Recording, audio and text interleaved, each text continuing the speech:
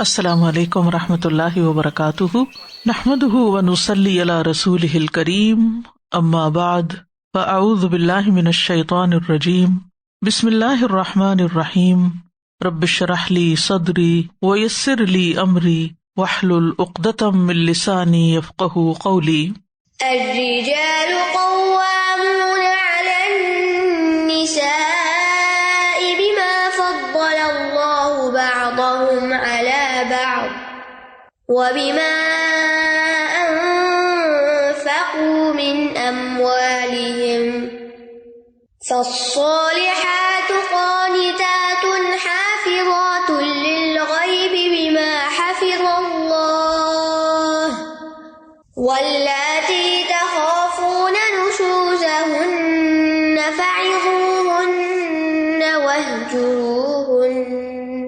واهجروهن في المضاجع واضربوهن، فإن أطعنكم فلا تبغوا عليهن سبيلا، إن الله كان عليا كبيرا۔ مرد عورتوں پر ذمہ دار ہیں اس وجہ سے کہ اللہ نے ان میں سے بعض کو بعض پر فضیلت دے رکھی ہے، اور اس وجہ سے بھی کہ وہ اپنے مال خرچ کرتے ہیں۔ پس نیک عورتیں فرمانبردار ہوتی ہیں، اپنی عزت اور شوہر کے مال کی غائبانہ حفاظت کرنے والی ہیں، اس وجہ سے کہ اللہ نے ان کے حقوق کی حفاظت کی۔ اور وہ عورتیں جن کی سرکشی سے تم ڈرتے ہو، پس انہیں نصیحت کرو، اور نہ مانے تو بستروں میں انہیں علیحدہ کر دو، اور پھر بھی نہ مانے تو انہیں ہلکی سی مار مارو۔ پھر اگر وہ تمہاری اطاعت کرنے لگیں تو انہیں ستانے کا کوئی راستہ تلاش مت کرو، بے شک اللہ بہت بلند بہت بڑا ہے۔ الرجال قوامون علی النساء، مرد عورتوں پر قوام ہے۔ قوام یا قیم اس شخص کو کہتے ہیں جو کسی فرد یا ادارے یا نظام کے معاملات کو درست حالت میں چلانے، اس کی حفاظت اور نگہبانی کرنے اور اس کی ضروریات مہیا کرنے کا ذمہ دار ہو، یعنی منتظم ہو اور سرپرستی کرے اور ذمہ داریاں پوری کرنے کی صلاحیت رکھتا ہو۔ تو اللہ تعالیٰ نے مردوں کو عورتوں پر قوام بنا کر عورتوں کے ساتھ مہربانی کی ہے، عورت کے فائدے کے لیے اس کو ایک اسٹرانگ سپورٹر دیا ہے، ایک مددگار دیا ہے، کیونکہ گھر کا نظام بھی ایسا ہی ہے جیسے ایک مملکت کا نظام ہوتا ہے، جیسے ایک ملک ہوتا ہے یا کوئی ادارہ ہوتا ہے، تو اس ادارے میں کوئی اس کا سربراہ ہوتا ہے، کوئی اس کا مددگار ہوتا ہے، کوئی اس کے اور کارندے ہوتے ہیں، ممبرز ہوتے ہیں۔ تو اس طرح کوئی بھی سسٹم چلتا ہے، چاہے کوئی فیکٹری چلانی ہو، چاہے کسی کارپوریٹ میں کوئی مقام ہو، ہر جگہ پر یہ ایک ہیرارکی قائم ہے کہ ایک ذمہ دار ہوتا ہے، چاہے کوئی بس چلانی ہو ایک ڈرائیور ہوتا ہے، کشتی چلانی ایک ملاح ہوتا ہے۔ اگر مین رسپانسبلٹی دو لوگوں میں ہو تو پھر نظام بگڑ جاتا ہے، جیسے کائنات کا نظام ایک اللہ کے ہاتھ میں ہے، ٹھیک ہے، فرشتے اس کی فوجیں ہیں، وہ اس کے حکم مانتی ہیں، اور اسی طرح سارا نظام قائم ہے۔ کچھ اللہ نے ہمیں بتایا اور کچھ تو ہمیں پتہ بھی نہیں کہ کس طرح کوئی چیز کام کر رہی ہے۔ خود ہمارے جسم کے اندر یہ سب کچھ خود سے خود کیسے کام کر رہا ہے ہمیں نہیں معلوم، اللہ ہی جانتا ہے۔ بہرحال کہنے کا مطلب یہ ہے کہ نظام جہاں بھی ہوگا، کہیں بھی کچھ لوگ مل جل کر رہیں گے تو ان پر ایک شخص کا ذمہ دار ہونا نہایت ضروری ہے، جو ٹاپ سے ساروں کی کارکردگی کو دیکھ سکے، اور جہاں کہیں کوئی الجھن ہو، کوئی گڑبڑ ہو، کہیں کوئی بلاک آ رہا ہو تو اس کو وہ کھول سکے تاکہ سسٹم چلتا رہے۔ تو گھر کی دنیا میں ایک صورت یہ ہو سکتی تھی کہ عورت کو قوام بنا دیا جاتا، اور ایک یہ کہ مرد کو قوام بنا دیا گیا۔ دین کے اعتبار سے دیکھیں، عقل کے اعتبار سے دیکھیں، مرد اور عورت کی فطرت کو سامنے رکھ کے دیکھیں تو یہ تقسیم جو ہے بہترین بھی ہے، جو اللہ کی طرف سے ہے اور نہایت مناسب ہے، اور اللہ سبحانہ وتعالیٰ نے اس کی وجہ بھی بتا دی کہ اللہ نے مرد کو قوام کیوں بنایا ہے۔ پہلی بات جو یہاں کی گئی ہے، بما فضل اللہ بعضهم علی بعض، کہ اللہ نے بعض کو بعض پر فضیلت دی ہے۔ یہ فضیلت شرف اور کرامت کی فضیلت نہیں ہے، یعنی عام طور پر فضیلت کا مطلب ہم یہ سمجھتے ہیں کہ شاید اس پر فضل زیادہ ہو گیا ہے، یعنی اس کو فائدے زیادہ مل گئے ہیں، نہیں، اس کا مطلب یہ ہے کہ اللہ سبحانہ تعالیٰ نے مرد کو طبعاً بائی برتھ کچھ ایسی خصوصیات عطا کی ہیں کہ جو عورت کے اندر نہیں رکھی. عورت کو کسی اور مقصد کے لیے پیدا کیا گیا اور مرد کو کسی اور کام کے لیے. دونوں کا دائرہ کار الگ الگ کیا گیا. ایک گھر کی دنیا کو دیکھنے کے لیے, ایک باہر کی دنیا کو دیکھنے کے لیے. بوقت ضرورت دونوں ایک دوسرے کے اندر اور باہر مددگار ہو سکتے ہیں, لیکن جو بیسک رسپانسبلٹی ہے وہ اسی طرح رکھی گئی, تقسیم کار جس کو کہتے ہیں. اور اس میں کیا فرمایا, وَبِمَا أَنفَقُوا مِنْ أَمْوَالِهِمْ, اور اس وجہ سے بھی کہ وہ اپنے مال خرچ کرتے ہیں. ٹھیک ہے, تو مرد کو جو قوام بنایا گیا دو بنیادوں پر. ایک یہ کہ وہ جسمانی اعتبار سے, عقلی اعتبار سے زیادہ مضبوط ہے عورت کے مقابلے میں, اور یہ ایک مانا ہوا فیکٹ. ایکسیپشنل کیسز ہو سکتے ہیں, لیکن یہ ایک مانی ہوئی بات ہے کہ مرد اسٹرانگ ہے, اور عورت مرد کے تحفظ میں زیادہ کمفرٹیبل محسوس کرتی ہے, اپنے آپ کو ریلیکس فیل کرتی ہے, اور اس کو اپنے کاموں کے لیے اس کی سپورٹ چاہیے ہوتی ہے. اور دوسری بات یہ ہے کہ مرد کماتے ہیں, محنت کرتے ہیں اور عورتوں پر خرچ کرتے ہیں. عورت اگر مرد کے مقابلے میں کئی گنا زیادہ بھی امیر ہو, پھر بھی اس میں سے بلینئر بھی, اور اگر اپنی ذات پر خرچ نہ کرنا چاہے, اپنی ذات پر بھی ایون, تو بھی اس کو اجازت ہے. یعنی مرد اس کو مجبور نہیں کر سکتا کہ میں نہیں تم پہ خرچ کرتا کیونکہ تم تو پہلے سے بہت امیر ہو. نہیں, وہ اپنا خرچہ بھی مرد سے لے گی چاہے مرد اس سے کہیں زیادہ کم کماتا ہو. یہ ذمہ داری دی, یعنی مرد ذمہ دار ہے, اور ذمہ دار کس چیز کا ہے کہ وہ بیوی کو نان نفقہ دے.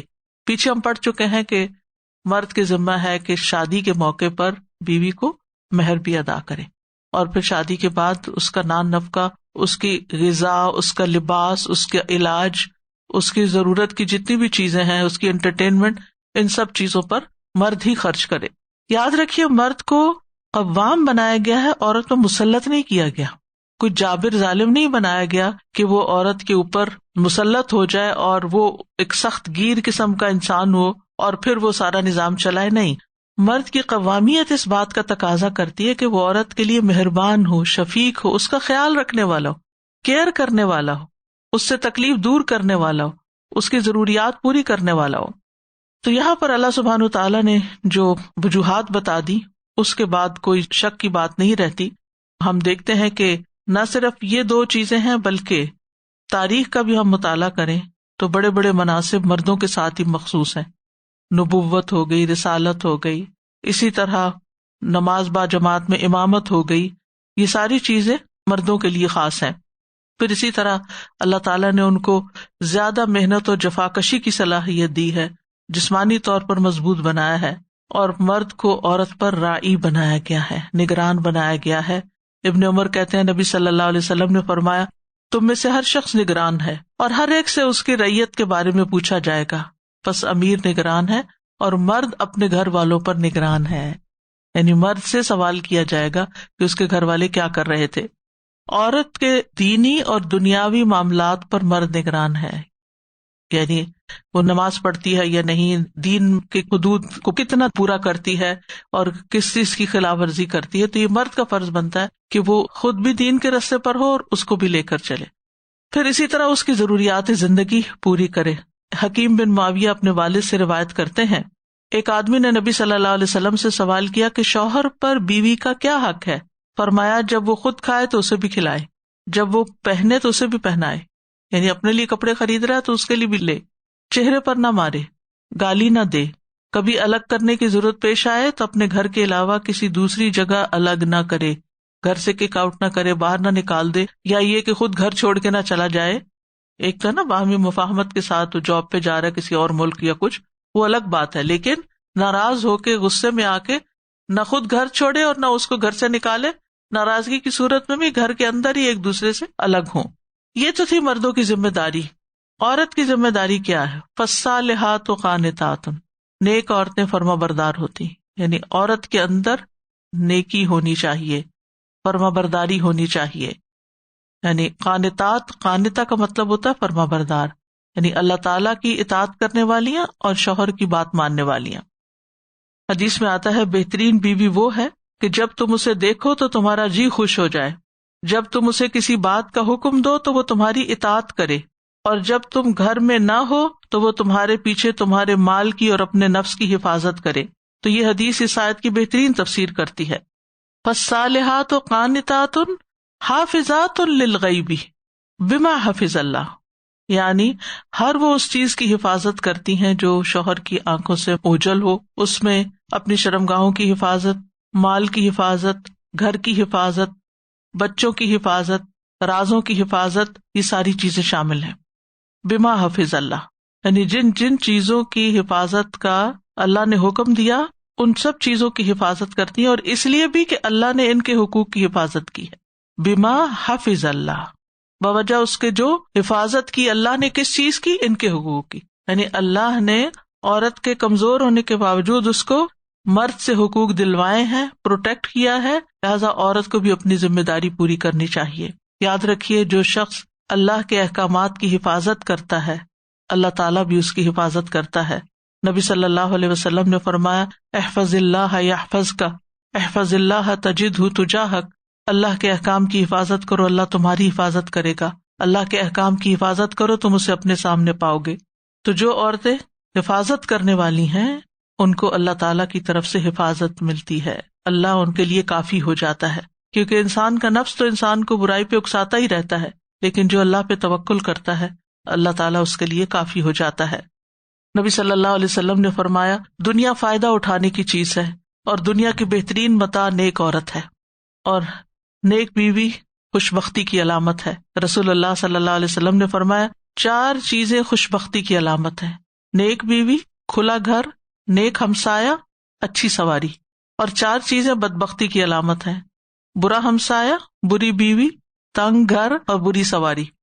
اور بہترین بیوی کی صفات جیسے پہلے میں نے عرض کیا کہ جس کی طرف شوہر دیکھے تو خوش ہو جائے، یعنی دیکھ کے مسکرائے، اس کے ساتھ اچھی معاشرت رکھے، اچھا معاملہ کرے، بات بات پہ جھگڑے نہیں، پھر اسی طرح جب کچھ کرنے کو کہے تو کر دے، ضد لگا کے نہ بیٹھ جائے پہلے تم میرا یہ کام کرو تو پھر میں تمہارا کروں گی، اور جب تم گھر میں موجود نہ ہو تو تمہارے مال اور اپنی ذات کی حفاظت کرے، اپنی عزت و عصمت کی حفاظت کرے۔ رسول اللہ صلی اللہ علیہ وسلم نے فرمایا بہترین عورتیں اونٹ پہ سوار ہونے والی ہیں، یعنی قریش کی عورتوں کی طرف اشارہ تھا کہ قریش کی وہ نیک عورتیں ہیں جو چھوٹے یتیم بچوں پر سب سے زیادہ مہربان ہیں اور اپنے خاوندوں کے مال کی زیادہ حفاظت کرنے والی، یعنی وہ عورت زیادہ پسندیدہ ہے جو شوہر کے کمائے ہوئے مال کی حفاظت کرتی ہے، نہ کہ کہیں ادھر اڑائے ادھر اڑائے۔ اور بعض عورتیں صرف ضد میں آ کے کہ وہ ایسا کرتا ہے تو اس کے مال کی یا اس کے بچوں کی یا اس کے گھر کی مجھے پرواہ نہیں، تو ضد لگانے والی نہ ہو بلکہ حسن معاشرت رکھنے والی ہوں۔ واللاتی تخافون نشوزہن، اور وہ عورتیں جن کے نشوز کے بارے میں تم ڈرتے ہو، فعظوہن، تو ان کو نصیحت کرو۔ تخافون سے مراد بعض نے ظن لیا ہے، یعنی تمہارے خیال میں یا تمہیں یقین ہے کہ ان کے اندر نشوز پایا جاتا ہے، اور بعض کہتے ہیں کہ تم ڈرتے ہو کہ اس نشوز کا نتیجہ کیا نکلے گا جو عورت کے اندر پایا جا رہا ہے۔ یہ نشوز کیا ہے؟ ابن قدامہ کہتے ہیں کہ نشوز کا معنی ہے ان معاملات میں شوہر کی نافرمانی جن کو اللہ نے عورت پر فرض کیا ہے، یعنی جو کام عورت کو کرنے چاہیے ان کاموں کو نہ کرنا نشوز کہلاتا ہے۔ اور یہ نون شین زائی سے ہے، نشزہ کا معنی ہوتا ہے بلند ہونا، یعنی جب عورت شوہر کی بات نہیں مانتی تو گویا اپنے آپ کو وہ اس سے بلند، زیادہ عقل مند اور زیادہ بہتر ثابت کرتی ہے کہ تمہاری نہیں میری مانی جائے گی، میری چلے گی، تم کچھ نہیں ہو۔ اس کو بات بات پہ تانے دینا اور اس کو حقیر سمجھنا اور اس سے نفرت کرنا اور اس کو بلیٹل کرنا اور اس کو کوئی اہمیت نہ دینا، تو یہ چیز کسی بھی گھر کو خوش اسلوبی سے نہیں چلنے دے سکتی۔ جس گھر میں عورت کے اندر حسن سلوک نہیں، خوش اخلاقی نہیں، جس میں ادب اور احترام نہیں، جس میں عورت اچھے طریقے سے بات نہیں کرتی، تو گھر کبھی بھی جنت کا نمونہ نہیں بن سکتا۔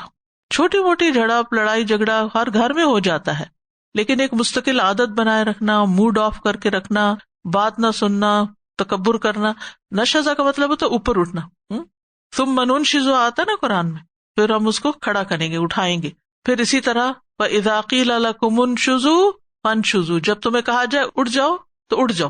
تو طرف ہو یا نشوز کا مطلب ہوتا ہے اٹھنا، یعنی شوہر کے مقابلے میں خود بڑا بننا اور اس کی بات نہ سننا اور اس کے مقابلے میں بدتمیزی کرنا، بد زبانی کرنا، بد اخلاقی کرنا۔ تو یہ چیز گھر کے ماحول کے لیے، بچوں کے لیے، خود شوہر کے رشتہ داروں کے لیے، خاندان کے لیے، سب کے لیے تکلیف دہ ہوتی۔ یعنی جس گھر میں ایسی بیوی پائی جائے وہ گھر جہنم بن جاتا ہے کہ جہاں وہ روز چھوٹی چھوٹی بات پہ لڑائی چھیڑ دے. تو جو عورت اپنے آپ کو شوہر سے بہتر سمجھتی ہو، یعنی ایک تو ہے کہ شوہر بیمار ہے، کمزور ہے، جسمانی طور پر وہ زیادہ طاقتور ہے، تو چلو جی آپ زیادہ سمجھدار ہو گئے کہ زیادہ کام کر پا رہے ہیں کیونکہ شوہر جب وہ کچھ اتنا کر نہیں پا رہا. لیکن عام حالات میں، یعنی ایک نارمل ریلیشن شپ میں شوہر کو کوئی اہمیت ہی نہ دینا، اس کو بے وقوف سمجھنا، اس کو کوئی امپورٹنس نہ دینا، اس کی بات ہی نہ ماننا، یہ سب کچھ نشوز میں آتا ہے. تو ایسی صورت میں پھر کیا کرے شوہر چونکہ قوام ہے نا، اس نے گھر کے نظام کو صحیح رکھنا ہے، تو اس کو اللہ تعالیٰ نے ذمہ داری دی کہ اب تم اس سچویشن کو اپنے ہاتھ میں لو اور ٹھیک کرو. پہلا کام فَإِذُوهُنَّ، کمیونیکیٹ کرو، نصیحت کرو، سمجھاؤ پیار سے، آرام سے، اس رویے کے نقصان بتاؤ. یعنی نصیحت میں کیا ہوتا ہے عام طور پر، جیسے ایک باپ اپنے بچے کو سمجھاتا ہے یا ایک ماں اپنے بچے کو سمجھاتی ہے. ہم میں سے ہر ماں اپنے بچے کو کس طرح سمجھاتی؟ پیار سے. واز وہ نصیحت ہوتی ہے جو دل پہ اثر کرے، اور دل پر بات اتارنے کے لیے دل سے بات نکالنی پڑتی ہے. ٹھیک ہے، یعنی جو دل سے نکلتی ہے وہ دل پہ جا کے لگتی ہے. تو شوہر کو کیا کہا گیا کہ تم بیوی کو پیار محبت سے سمجھاؤ کہ تم اس طرح میری ماں کے ساتھ ایسے بات نہیں کیا کرو، بچوں کو اس طرح نہیں ڈانٹا کرو، ہمسایوں کے ساتھ بد زبانی نہیں کرو. کچھ عورتیں ہوتی گھر کی بالکل ٹیک کیئر نہیں کرتی، کچھ ٹوٹ رہا ہے، کوئی گر رہا ہے، کوئی ضائع ہو رہا ہے، کوئی کچھ اور پرواہ ہی نہیں.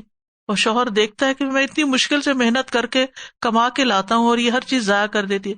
کھانا ہے تو وہ ضائع ہو رہا ہے، گھر ہے تو اجڑا پڑا ہے، کوئی گھر کا کام کرنے کا شوق نہیں، تو یہ چیز گھر کا سکون برباد کر دیتی. اب ایسے میں شوہر کو سب سے پہلا سٹیپ یہ لینا چاہیے کہ وہ بیوی کو اس سارے رویے کا نقصان بتائے کہ یہ چیز کس طرح گھر کی فضا کو خراب کر رہی ہے. تو وہ بھلائی کی طرف رہنمائی کرے کہ یہ اس طرح نہیں، اس طرح کر لو، تمہیں اگر کوئی مدد چاہیے تو میں کرتا ہوں، تم اس چیز کو یوں کر لیا کرو. عموماً کیا ہوتا ہے، جیسے ساس بہو کا جھگڑا ہی رہتا ہے، تو اس جھگڑے میں شوہر کو کیا کرنا چاہیے، بیوی کو اچھے طریقے سے سمجھانا چاہیے کہ ہماری والدہ ہیں، بزرگ ہیں، بیمار ہیں، تم صبر کر جاؤ، جواب نہ دیا کرو، لڑائی نہیں کیا کرو. یعنی اس چیز کو سلجھائے وہاں، تاکہ گھر کا سسٹم ٹھیک رہے. کیونکہ اس گھر میں بچے اچھی تربیت نہیں پا سکتے جس گھر میں شوہر بیوی کی لڑائی رہے. یہ پکی بات ہے. وہ بچے نہ ادب سیکھتے ہیں، نہ اخلاق سیکھتے ہیں، نہ ماں باپ کی بات مانتے ہیں، نہ ماں باپ کی عزت کرتے ہیں، کیونکہ ماں باپ نے ایک دوسرے کی عزت نہیں کی. جو شوہر بیوی کو گالی دیتا ہے وہ بچہ باپ کے بارے میں برا سوچتا ہے، اور جو بیوی جواباً شوہر کو باتیں سنا رہی ہوتی ہے، چیختی چلاتی ہے، وہ ماں کی بھی عزت نہیں کرتا. لہٰذا دونوں اس کے لیے کوئی اہمیت نہیں رکھتے. جب وہ بڑا ہوتا ہے تو نہ اس کی سنتا نہ اس کی سنتا ہے، اس کو پرواہ ہی نہیں، اس کا دل سخت ہوتا ہے، اس کے دل میں ان کے لیے کوئی محبت نہیں ہوتی، کوئی عزت نہیں ہوتی. تو آپ کو تو یہ محبت کا رشتہ دیا گیا تھا تاکہ ایک اچھی فصل ہوگی آپ کے گھر سے، آپ قوم اور ملت اور دین کو اچھے انسان فراہم کریں. لیکن آپ نے لڑ جھگڑ کے گھر کو جہنم بنا کے بچوں کو بھی بگاڑ دیا اور ان کو بھی اپنے سے دور کر لیا. کیا کمایا؟ صرف اتنا کہ تم سے صبر نہیں ہوا. تو اس میں دونوں فریق، یہ نہیں میں کہتی کہ عورت کا قصور زیادہ ہے یا مرد کا زیادہ ہے، دونوں کو پھر آپس میں انڈرسٹینڈنگ ڈیولپ کرنے کی ضرورت ہے. فَإِذُوهُنَّ، مرد کو ذمہ داری دی گئی تم نرم پڑ جاؤ، محبت سے بات کرو تاکہ تم اچھی مثال بنو. بچے جو ہے، خاص طور پہ بیٹے جو ہوتے ہیں، وہ باپ کو مثال بناتے ہیں. تو اگر باپ ہی بد اخلاق ہو تو بچے بھی تو گالی دینی سیکھیں گے، وہ کس طرح سیدھے منہ بات کریں گے پھر. تو بہرحال یہ واز ایسی نصیحت ہوتی ہے کہ جس سے دل ٹھنڈا ہو جاتا ہے، غبار نکل جاتا ہے. بیوی کو سمجھائے گا، بیوی روئے گی، اپنا دکھ بیان کرے گی کہ میرے ساتھ یہ اور یہ زیادتی ہو رہی ہے، تو میاں کو بھی سمجھ آئے گی کہ یہ اس طرح کیوں بہیو کر رہی ہے. آرام سے بات کرے، کیونکہ جہاں پر کمیونیکیشن نہیں ہوتی نا، عربی میں ایک محاورہ ہے کہ البیان یطرد الشیطان. یہ جو بیان کرنا ہوتا ہے نا، بات چیت کرنی ہوتی ہے، کمیونیکیشن کرنی ہوتی ہے، یہ شیطان کو دور بھگا دیتا ہے. شیطان گھروں میں لڑائیاں ڈلواتا ہے، تو شیطان کو بھگانے کے لیے آپس میں کمیونیکیشن. اچھا، ہم کیا کرتے ہیں، پہلے ہی مرحلے میں ناراض ہو کے بیٹھ جاتے ہیں، یعنی جہاں گڑبڑ ہوئی وہاں بول چال بند. یہ دوسرا مرحلہ ہے بول چال بند کرنے کا. اب اسی طرح یہ ہے کہ بعض اوقات عورت کی طرف سے شوہر کے معاملے میں اتنی سختی ہوتی ہے کہ وہ شوہر کو اس کا خاص حق نہیں دیتی، یعنی تعلق قائم کرنے سے روک دیتی، اس کی بات ہی نہیں سنتی. تو یہ بھی نشوز میں آتا ہے. یا پھر یہ کہ اپنے شوہر کو چھوڑ کر اور مردوں سے دوستی لگا لیتی ہے، شاید چیٹ میں یا ویسے، یا اوروں سے تو ہنس ہنس کے باتیں، یعنی بہت دفعہ لڑائی کس بات پہ ہوتی ہے کہ کوئی دعوت ہوئی، خاندان اکٹھا ہوا، اب وہی بیوی جو اپنے میاں سے سیدھے منہ بات نہیں کرتی، وہ ہر مرد سے بہت خوش اخلاقی سے بات کری، ہر ایک کو سرو کری، بہنوئیوں کو، دیوروں کو، اس کو اس کو. اب شوہر غیرت کھا رہا ہے کہ یہ بیوی میری ہے، میرے ساتھ تو سیدھے منہ بات نہیں کرتی اور باقی سب کے ساتھ بہت خوش اخلاق. وائس ورثہ بیوی بھی یہ دیکھتی ہے کہ میرے ساتھ یہ ہر وقت بات کرتا ہے تو لڑائی جھگڑا کرتا ہے، اور جب کسی اور عورت سے بات کرتا ہے تو بڑی خوش اخلاقی دکھاتا ہے. تو یہ چیزیں بھی آپس میں تعلقات کو خراب کرتی ہیں. تو نشوز میں یہ بھی شامل ہے کہ عورت بستر پر شوہر کو تعلق قائم نہ کرنے دے. رسول اللہ صلی اللہ علیہ وسلم نے فرمایا، اس ذات کی قسم جس کے ہاتھ میں میری جان ہے، جب کوئی شخص اپنی بیوی کو بستر پر بلائے اور بیوی انکار کر دے، یعنی بلا وجہ انکار کر دے، تو وہ ذات جو آسمانوں میں ہے وہ ناراض رہتی ہے. یعنی اللہ سبحانہ وتعالیٰ بھی ناراض ہوتا ہے، یعنی کوئی وجہ نہیں. وجہ کیا ہے؟ کوئی مطالبہ رکھا ہوا، پہلے تو میرا یہ کام کرو اور پھر اس کے بعد میں تمہاری بات مانوں گی. اور فرمایا حتیٰ کہ اس کا شوہر اس سے راضی ہو جائے، یعنی اللہ تعالیٰ اس وقت تک ناراض رہتے ہیں جب تک شوہر ناراض ہے. پھر اسی طرح ایک اور حدیث میں آتا ہے، جب کوئی شوہر اپنی بیوی کو اپنے بستر پر بلائے اور وہ آنے سے انکار کر دے. انکار کی کچھ جائز وجوہات بھی ہو سکتی ہیں، جیسے حیض و نفاس کی حالت ہے، بیماری ہے کوئی، شدید تھکاوٹ ہے کوئی، یا کوئی جینون ریزن ہے. تو اس صورت میں اگر وہ انکار کرتی ہے تو اور بات ہے، ورنہ اگر صرف ضد میں آ کے انکار کرتی ہے تو فرمایا فرشتے صبح تک اس پہ لعنت کرتے ہیں. پھر اسی طرح آپ صلی اللہ علیہ وسلم نے یہ بھی فرمایا، جب مرد بیوی کو اپنی ضرورت کے لیے بلائے تو اسے چاہیے کہ وہ حاضر ہو جائے، خواہ تنور پر ہی ہو، یعنی کوئی بھی کام کر رہی ہو تو اس کو زیادہ امپورٹینس نہیں دینی چاہیے. بعض خواتین ہوتی ہیں وہ بچوں میں اتنی گھس جاتی ہیں کہ بس شوہر سے بالکل بے خبر ہو جاتی ہیں، یا گھر کی صفائیاں یا شاپنگ یا دوستوں کے ساتھ ہلا گلا کبھی آ رہی ہیں کبھی جا رہی ہیں، اور میاں بالکل ہی اگنور ہو گیا، تو اس کے دل میں پھر غصہ ہے، ناراضگی ہے. تو یہ غصہ اور ناراضگی اس کی بجا ہوگی، تو اس میں انسان یہ کہ اچھا ہے نا ذرا جلے، اچھا ہے نا ذرا یہ بھی تڑپے، اس نے فلاں موقع پر مجھے یہ بات کہی تھی تو میں بھی اس سے بدلہ لیتی ہوں. تو یہ بھی سوچ لینا چاہیے کہ اگر ہم نے ظلم کیا تو پھر اس کا نتیجہ کیا ہوگا، کہ اللہ سبحانہ وتعالیٰ کی ناراضگی مول لینی. پھر اسی طرح یہ ہے کہ خیر اور اطاعت کے کاموں میں شوہر کی نافرمانی کرنا بھی نشوز میں آتا ہے. پھر اجازت کے بغیر گھر سے نکل جانا، شوہر جہاں جانے سے منع کرے وہاں چل پڑنا، نہیں تم مجھے کیسے روک سکتے، میں تو جاؤں گی، سوائے اس کے کہ حج عمرہ ہو جو اس کے اوپر حج کی اگر فرضیت ہے یا علم حاصل کرنے کی فرضیت ہے کہ وہ گھر میں کوئی انتظام نہیں کر کے دے رہا تو اس کو نکل کے کچھ سیکھنا ہے جو اس کی ضرورت ہے اپنی آخرت کے لیے. پھر اسی طرح گھر میں ان لوگوں کو نہیں آنے دینا چاہیے جس کا آنا شوہر کو ناپسند ہو. رسول اللہ صلی اللہ علیہ وسلم نے فرمایا، عورت کے لیے اپنے شوہر کی موجودگی میں اس کی اجازت کے بغیر نفلی روزہ رکھنا جائز نہیں، نہ ہی اپنے شوہر کی اجازت کے بغیر کسی کو گھر میں آنے کی اجازت دے. اور جو عورت جو کچھ بھی اپنے شوہر کے مال میں سے اس کی صریح اجازت کے بغیر خرچ کر دے تو اسے بھی اس کا آدھا ثواب ملے گا. یعنی درمیانی سی بات ہے، کرتی ہے تو کر لو نہیں تو نہیں، یعنی سیمی قسم کی اجازت ہے خرچ کرنے کی کچھ جگہوں پر، تو اگر کر دیتی ہے تو شوہر کو بھی اجر مل جائے گا. لیکن اگر وہ منع کرتا ہے کہ فلاں کو تم نے نہیں دینا یا فلاں جگہ خرچ نہیں کرنا تو پھر اس کو رک جانا چاہیے، حتیٰ کہ آپس میں مفاہمت ڈسکشن سے اس کو کنونس کر لے کہ یہ ضروری ہے. پھر اسی طرح یہ ہے کہ عورت پر مرد کا یہ بھی حق ہے کہ اس کے ساتھ اچھے طریقے سے گزارا کرے، یعنی کہ خوش اخلاقی کے ساتھ. اسی طرح مرد کے لیے بھی لازم ہے کہ بیوی کے ساتھ وعاشروہن بالمعروف خوش اخلاقی کے ساتھ عمدہ طریقے سے معاملہ کرے. شوہر کے حقوق کی ادائیگی میں ایمان کی حلاوت ہے. اللہ کے نبی صلی اللہ علیہ وسلم نے فرمایا، عورت اس وقت تک ایمان کی حلاوت یعنی مٹھاس، سویٹنس نہیں پا سکتی جب تک اپنے شوہر کا حق ادا نہیں کرتی، یعنی اس کو خوشی نہیں مل سکتی. میں پچھلے دنوں ایک چھوٹا سا کلپ سن رہی تھی یا پڑھ رہی تھی کہیں کہ علامہ البانی سے کسی لڑکی نے سوال کیا کہ شادی سے پہلے میں نماز روزہ کرتی تھی تو مجھے بہت مزہ آتا تھا، میرے اندر ایمان کی حلاوت تھی اور بہت میں محسوس کرتی تھی اس کو، لیکن جب سے میری شادی ہوئی ہے میرے اندر سے وہ ایمان کی حلاوت چلی گئی ہے. تو انہوں نے کہا کہ کیا تم اپنے شوہر کا حق ادا کرتی ہو؟ تو ان کا کہ نہیں، میں آپ سے ایمان کی حلاوت کے بارے میں پوچھ رہی ہوں. تو انہوں نے یہی حدیث سنائی کہ نبی صلی اللہ علیہ وسلم نے فرمایا ہے، عورت اس وقت تک ایمان کی حلاوت نہیں پا سکتی، یعنی اس کا نماز روزہ بھی فائدے کا نہیں جب تک اپنے شوہر کا حق ادا نہیں کرتی. اب بہت دفعہ ایسا ہوتا ہے کہ انسان کو کوئی اختلاف ہو سکتا ہے، ناراضگی ہو سکتی ہے، نہیں دل مانتا ہوتا، لیکن اللہ کا حکم سمجھ کر حق ادا کرنا چاہیے. مجھے اپنا فرض پورا کرنا ہے، یہ جو بھی کرتا ہے یہ اس کا جواب دے اللہ کے ہاں ہوگا. یعنی بہت دفعہ انسان مفاہمت کرنے کی کوشش کرتا ہے، لیکن کچھ لوگوں کی آپس میں ویسے ہی نہیں، مزاجن نہیں بنتی.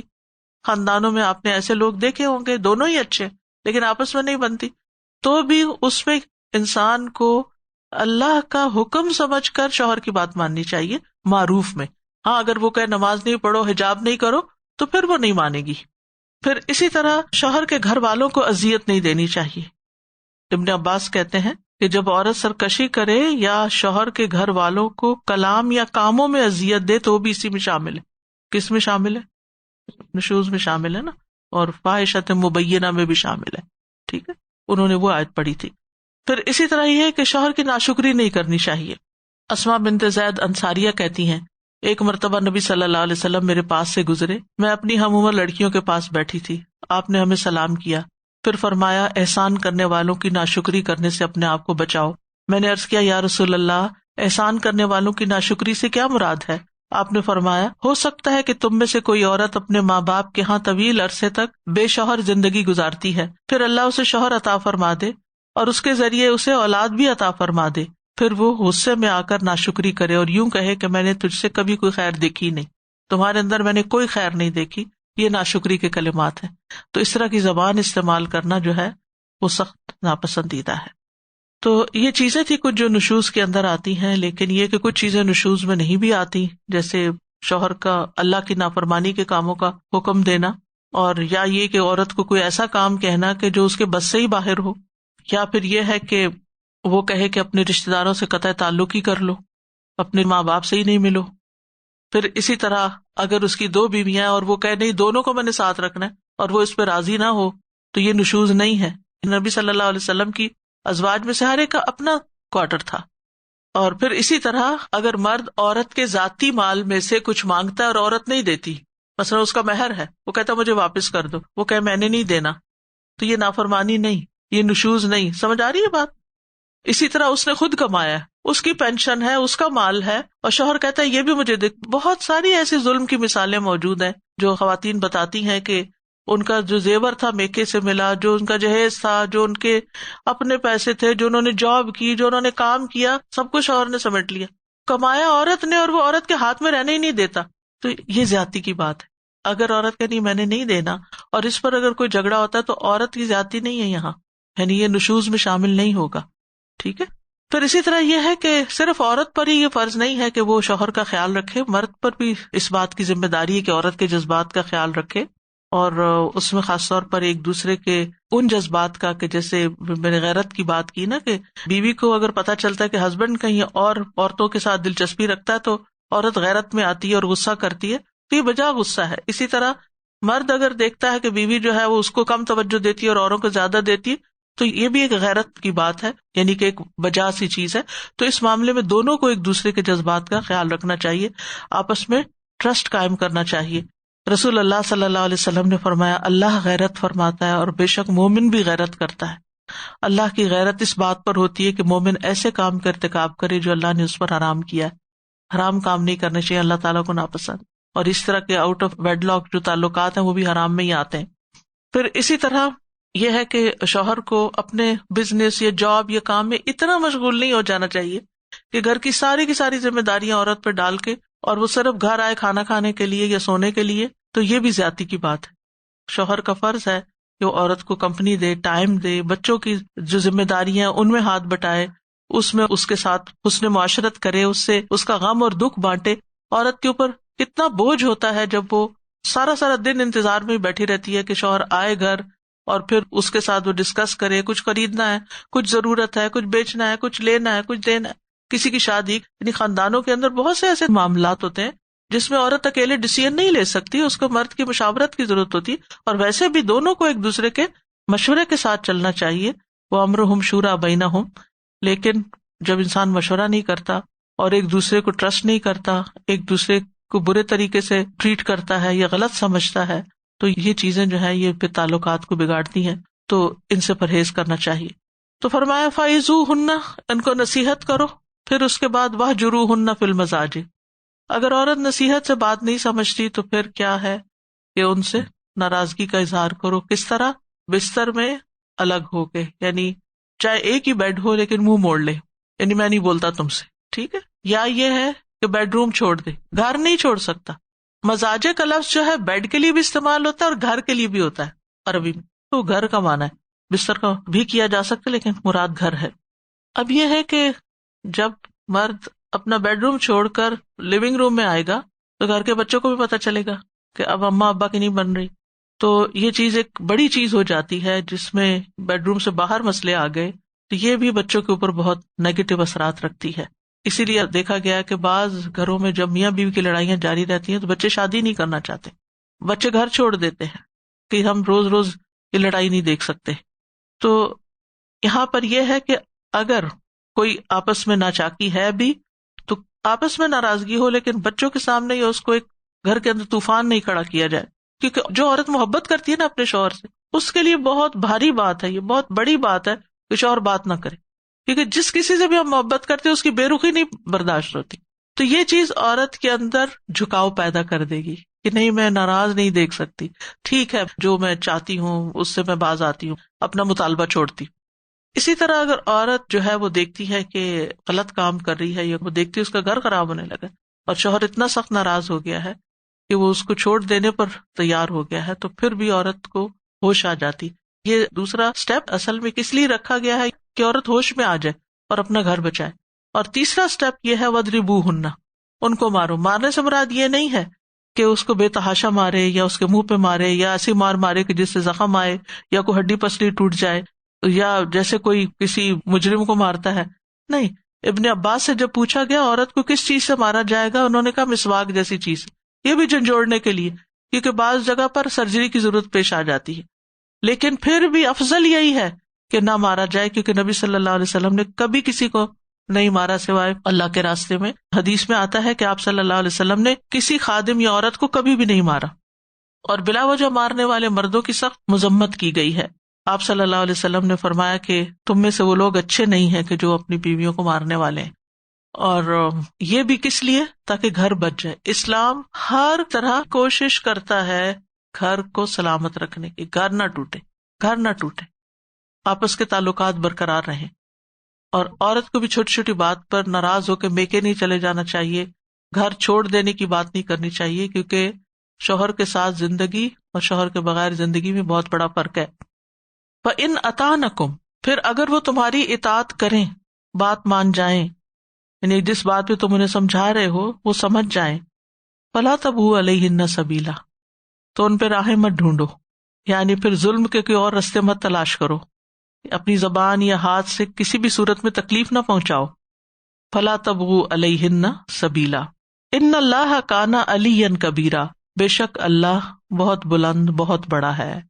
مردوں کو یہاں پر وارننگ دی گئی ہے کہ اگر تم نے عورت پر زیادتی کی تو یاد رکھو تمہارے اوپر بھی کوئی ہے، اور وہ کون ہے؟ وہ بہت ہی بلند ہے اور بہت ہی بڑا ہے. یعنی اللہ سبحانہ تعالی کی قدرت اور طاقت تم سے کہیں زیادہ ہے. اگر تم نے ظلم کیا تو پھر خیر نہیں. وآخر دعوانا ان الحمد للہ رب العالمین. سبحانک اللہم وبحمدک، اشہد ان لا الہ الا انت، استغفرک واتوب الیک. السلام علیکم ورحمۃ اللہ وبرکاتہ.